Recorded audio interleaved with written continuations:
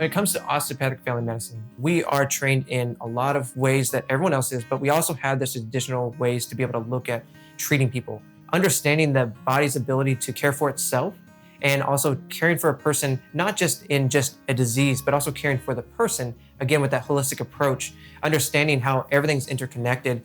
That makes a big difference in understanding how to truly care for someone. Osteopathic physicians know what it is that's needed in a community.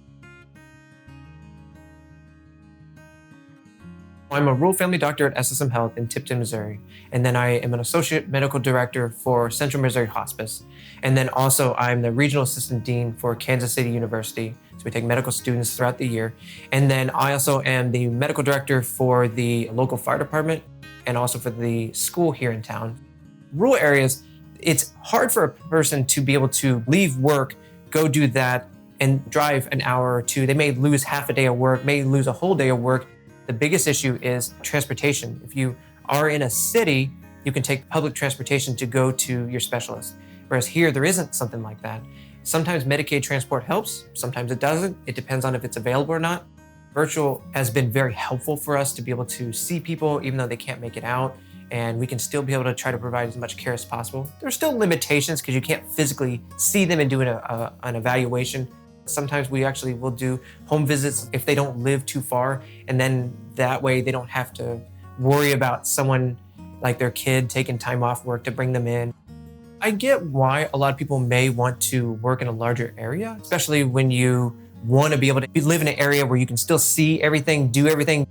But the rural medicine actually ends up being very helpful for me in many ways. The main thing for me is to take care of this entire community and try to meet all the needs as much as possible to be able to help everyone from birth to death.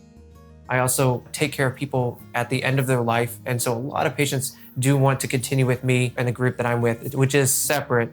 And so I can help them see them through that period of time.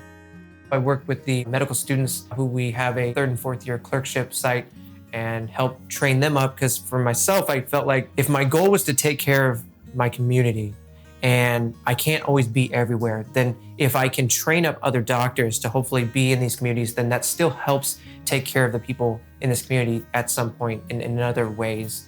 And that's why I do that as well. Some will have struggle with education level and going into your social determinants of health and be able to get people to take care of themselves.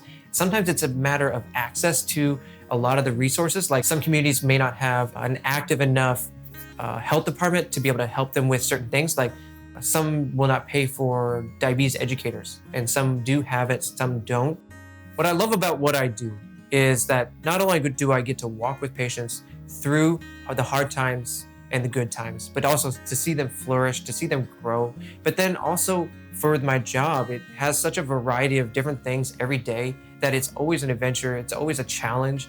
And so it always has opportunities that I can be able to grow and learn new things that I can still better myself in. And that makes a big difference for me to feel satisfied in what I do.